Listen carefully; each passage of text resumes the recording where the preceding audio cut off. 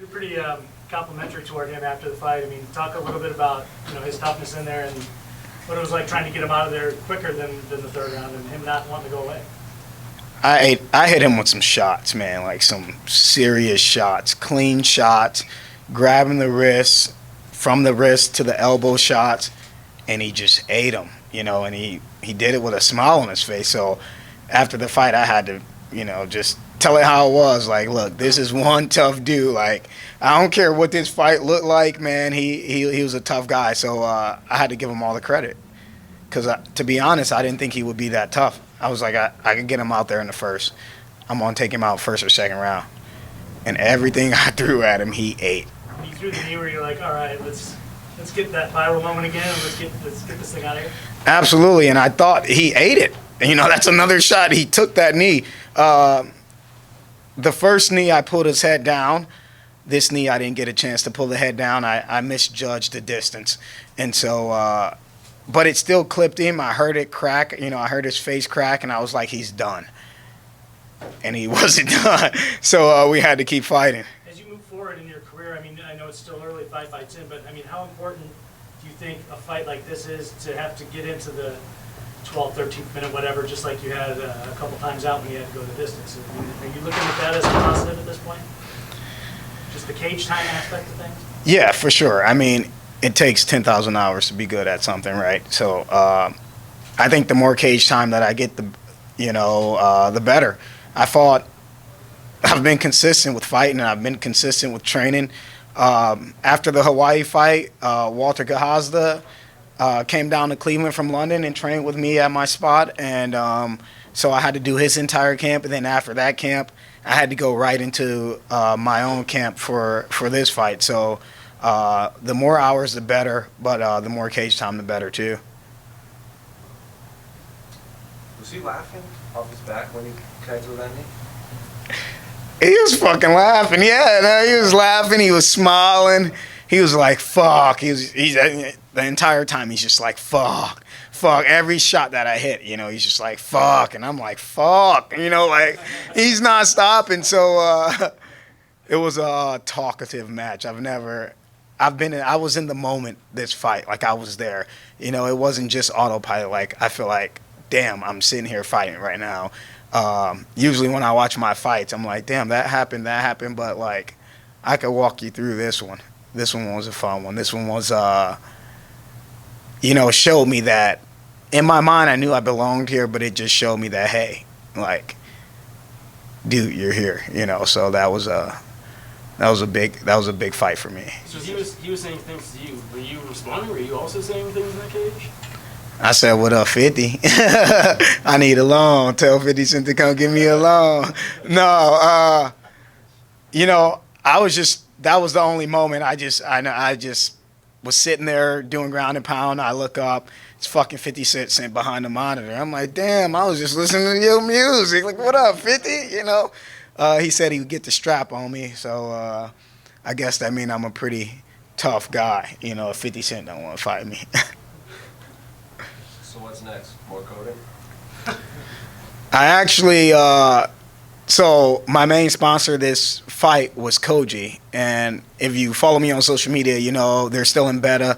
But they build templates for apps, and I'm helping them build some templates for some apps. And they actually just raised $6 million. So that's a big sponsor for me. And I got an email from a guy at Google. So I guess I got a interview with Google on Monday. Is that more stressful than fighting? Fighting's not stressful. Coding's not stressful.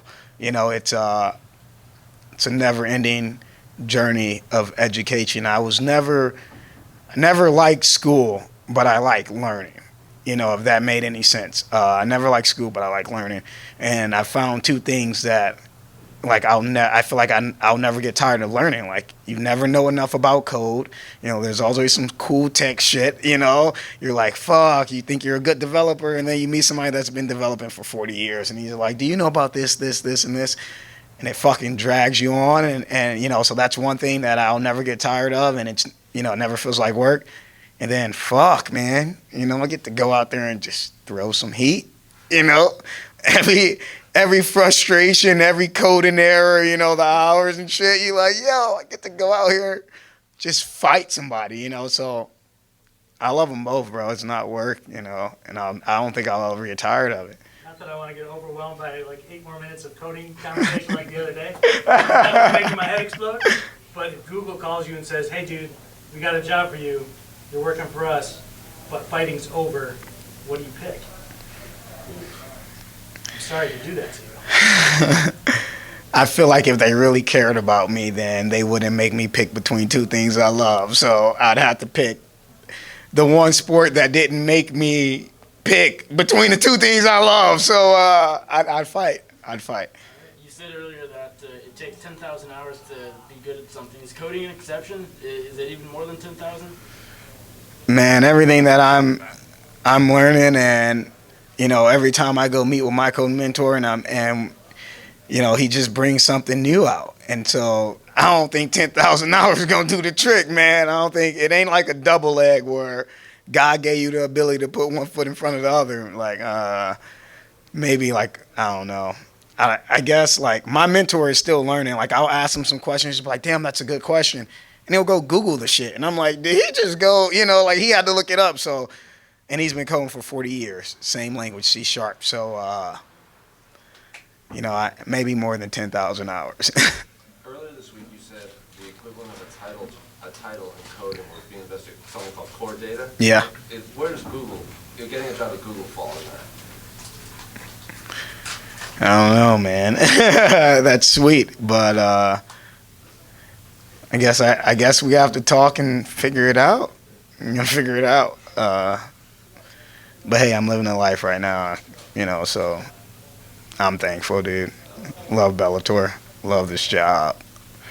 Love the progression with coding. You obviously have a personality that I think a lot of people would like and maybe could turn you into sort of a star. Is that something you think about, like being this early on in your career, being the next big thing at 145? I've just been kind of running, dude. Just running with it, you know.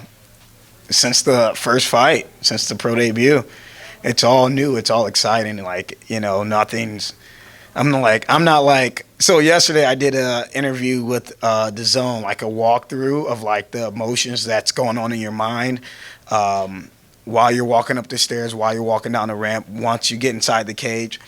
And that wasn't on my schedule. And I had a dinner reservation at 7:30, and that was the same time. That was weigh-in day. But the shit was so exciting, I didn't care that it took an hour and a half, and I had to stay an extra 2 hours, and we had to push the reservation. Like, I'm just running with it, man. I love it. I love it. What did you make of fellow featherweight performances tonight? Patricio Pitbull moving up, winning the lightweight title, and of course AJ McKee remaining undefeated. Did you watch the fights? After I watched the Chandler and Pitbull fight. I didn't watch the McKee fight. I was busy drinking a Bud Light. But you know, it's just one of those things where like Pitbull, we're going to fight eventually. Whether he's in this tournament or he's not in this tournament, whether I get him or I don't get him, I feel like he might make it to the final. So, and I plan on being in the final. So we'll fight. McKee, you know, it is what it is. All right. Thanks, How high did you race him? I didn't hear How high you. did you race him, AJ? How high? How high did you rate him? He's a great fighter. He's great with distance. He's a great counter striker. You know, he's an overall fighter.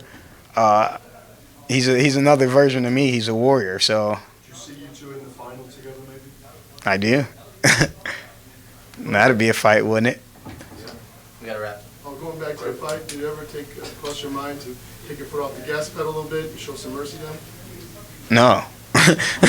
He was talking back, you know. So if he wanted a way out, there's plenty of ways out. You tap.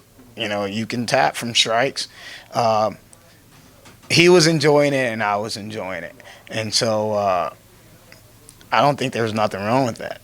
You know, you can be – I feel like you can have multiple sides of you. Like, I like to engage my brain. I like to think. I like to code.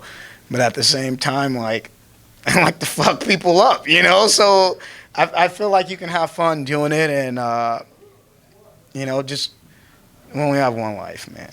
It's only one life, so I might as well live it how I want to live it, right?